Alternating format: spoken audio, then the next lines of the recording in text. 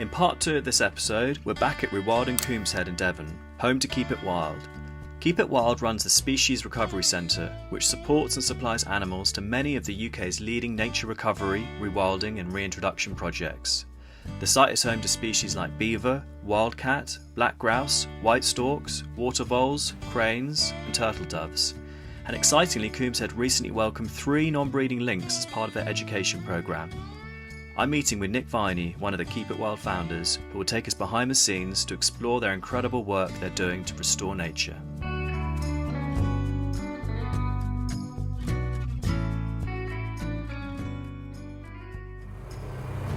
So I'd love to how big is the site? And okay, so we are now up to 400 acres. We're 400 acres joined, and we also have land off-site as well. So Keep It Wild actually originally formed to crowdfund a small pocket of very, very species-rich land in Cornwall, which we've kind of safeguarded successfully. And then since then, there's another 25 acres just up the valley here. There's another 50 coming up just down the valley.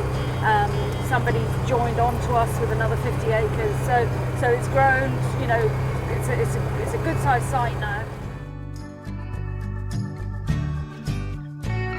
This is the makings of our black grouse project. They're going to be tricky birds to keep and feed and move. So yeah, this is a new species for us.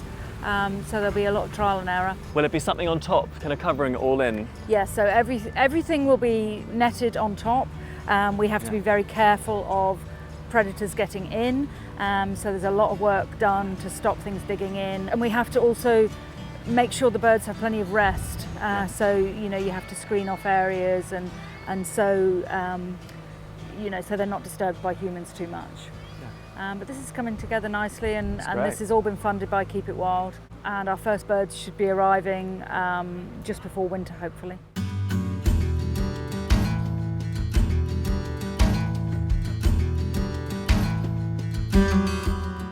I just wanted to show you this because it's a perfect demonstration of some of the problems that people have with the aesthetics of changing grazing patterns and stuff. So when you take a lot of stock off, these fields here particularly were overgrazed and overstocked, compacted, and so once you then kind of take the stock off, you get this pulse of vegetation, which to our very conditioned eyes looks very scruffy. And you've got these docks and these thistles that are all performing these functions of trying to reduce the impaction. This is actually a temporary phase, as it's a process of healing, and give it 3 years and allowing these plants to do their job. This will be, you know, a much richer landscape for it. Part of what we had to do with the farm was diversify. So tourism obviously is a lot of people's kind of first choice. We're in Devon, so it's a good holiday destination, and we went for these shepherd's huts. What we offer is a really interesting connection to British species, what you should see, what you have a right to see, and to be able to get very close to them. So you can sit on the platform, you can have you know, cattle or buffalo wallowing in the... It's like an English safari. Yeah. I'd love to hear about the wildcats. So the wildcat is what a lot of us think of as the Scottish wildcat, and this is actually a woodcat that was throughout the UK. It was heavily persecuted, it has great fur, it's very good at catching rabbits. So when we got really into warrening, these had a bounty put on their head. So we drove them to the sort of forest edges of Scotland, which is where, you know, the last of them are living wild. And we're trying to redress that. How many are in the wild? How many exist, roughly? It was down to like the last half dozen or something like that. Yeah, it was really, really dire straits for them.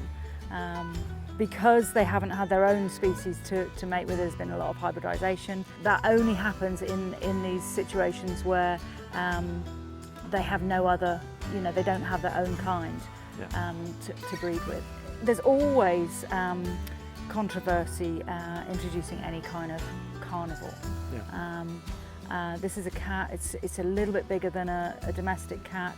It's got it's a bit like the Alice in Wonderland Cheshire cat. You know, it's got really strong rings around its tail. It's got incredible whiskers, and they are very difficult to tame. They don't want to be tamed, and these would like to predate on voles. Okay.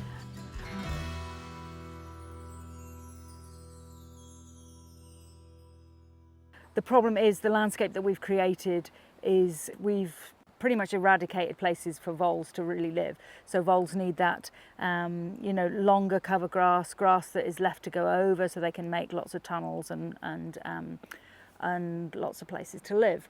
There is no time for these animals to live in the landscape. So in conjunction with bringing back creatures like this, we also have to create habitats for their prey base.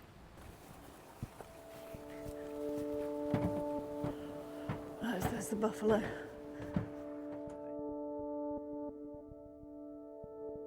So this is our wildcat breeding facility, and we're in conjunction with Devon Wildlife Trust on this. So Devon Wildlife Trust are handling the feasibility studies and scoping out areas where they might be released.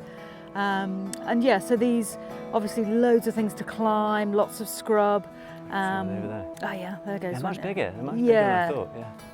6 different enclosures, so that's 6 different families, and obviously there's a stud book, and we have to be careful with all the genetics. Yeah. So it's not a flippant thing, and you know, we are really we've had some very generous donors who have helped make this come about. Yeah.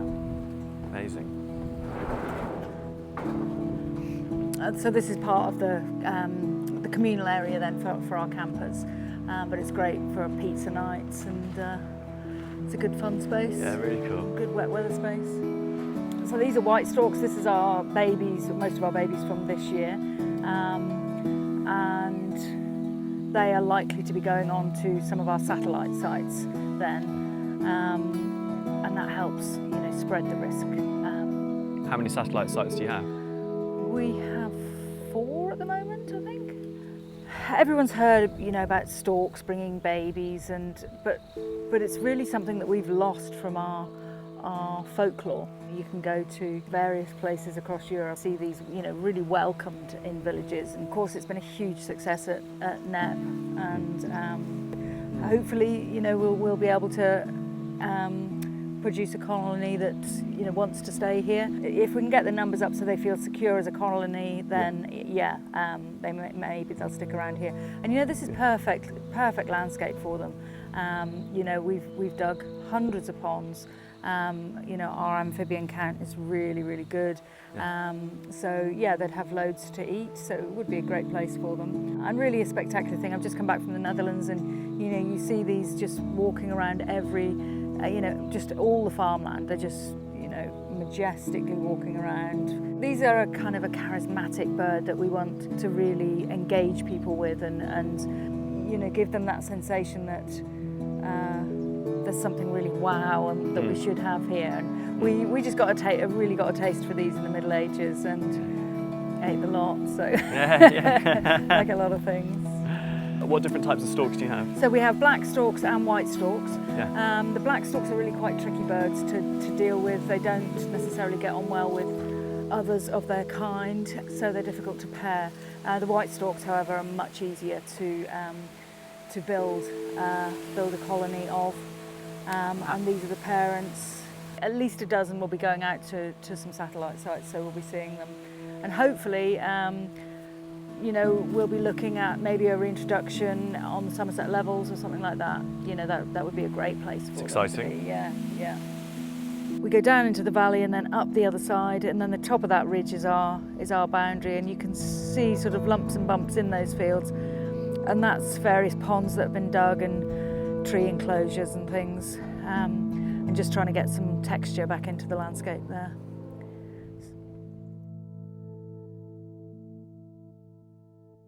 Oh, here we go, look, can you see her? There we are. I'm going to let you see if you can spot it. Oh yeah, I can see it, So we have 3 lynx here. They're all related, they're all neutered. We do not breed lynx. These lynx were from a collector, and we could offer them a better enclosure, so that's what we did. And they're really about showing people what could be and what should be in their landscape. And I mean, you know, we have a major problem with deer in the UK now, and these guys would be helping us solve that in a very quiet and very reclusive way. You'd never see lynx if we had them. When do you think we might see lynx back here in the UK? Oh, I don't know. We had David Hetherington down for our If Not Now When event in the summer. You know, they've got such a fantastic opportunity in Scotland there. I mean, I would love to think in the next 5 years. We've got such a terrible... Wow, so soon. That's really soon. Well, everything's been done. All the feasibility studies have been done. Yeah. The problem is coming from, you know, a very powerful but a very small number of, you know, from the farming lobby. You know, it's not representative of the whole nation. And these, you know, there's thousands of road accidents with deer. Because looking at other countries, the fatalities from lynx are small. They're a very reclusive creature. We just wouldn't see them. There's no recorded incidences of lynx attacking humans. They're fabulous. They have a great big cat walk. And they look like they're kind of... They're sort of Labrador size, but leggy and lean. I've just come back from the Netherlands. Wolf have returned to the Netherlands. They are overjoyed to have it back, and they have a completely different mindset. So they will close roads, they will close lanes to give these animals space, and only residents and you know, and there are literally police cars driving around making sure these animals are safe. Wow. I feel it's really important for kids to be able to see animals like this. I would, within 5 years, I would love to see lynx back in the UK. I know, it's very exciting.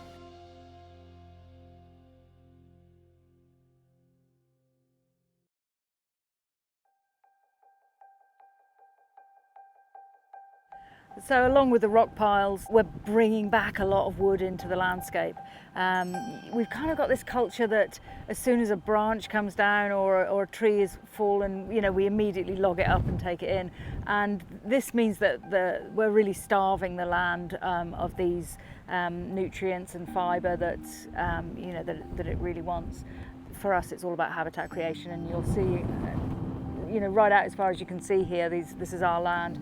And we're replicating this all over: water, texture, habitat. How many ponds have you built here? Have you dug? We've probably dug something like 100 ponds now. Wow. And this land just takes it so well. You know, the clay is just, you literally dig a hole and it's full. And they're just getting better and better every year now. So we have our one of our Keep It Wild projects is the wild plant nursery, and so a lot of the plants that are reared in the polytunnel there will come out and populate these ponds. So just helping to kickstart the recovery of this land. So this is really the engine of all that we do here, and this is the water vole captive breeding. There's over, I think it's nearly 150. How many are bred in each kind of unit? So there'll be a pair in there, and then they'll breed. You know, they might breed 20 babies a year, and then we disperse those throughout the country. Amazing. So there's actually, you know, quite a waiting list for these creatures, and you know, another again from my childhood, you know, I can remember seeing water voles, and for anyone that doesn't know what a water vole is, if you think about Wind in the Willows, Ratty in Wind in the Willows was actually a water vole, he wasn't a rat. Amazing. Much blunter nose, very cute looking, very high speed swimmers, and make these incredible labyrinthine burrows in our waterways, or did once. And was there ecosystem engineers? Yeah, very much so, and also pretty much everything eats water voles, so it's a big vole.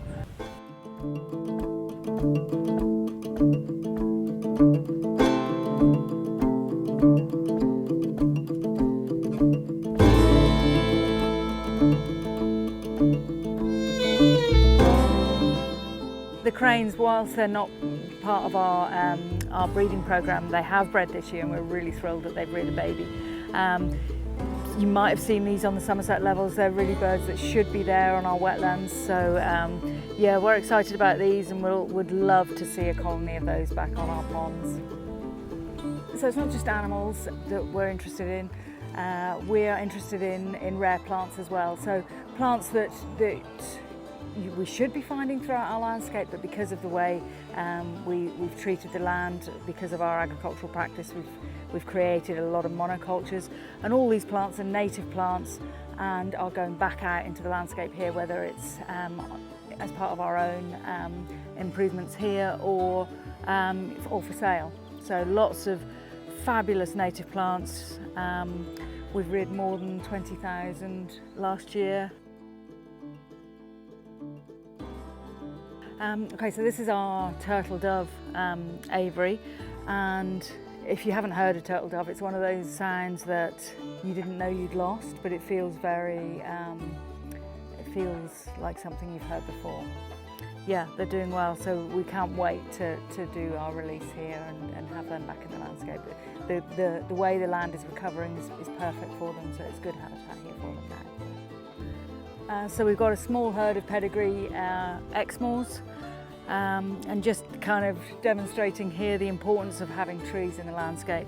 You know, ponies are really good on anything with thorns, so if you're trying to knock back scrub or shape scrub, ponies are great for that.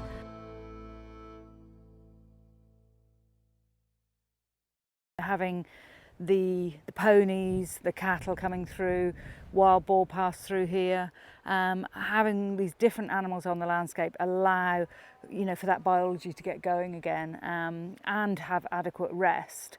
And I can feel under my feet now how different this ground feels from 2 years ago.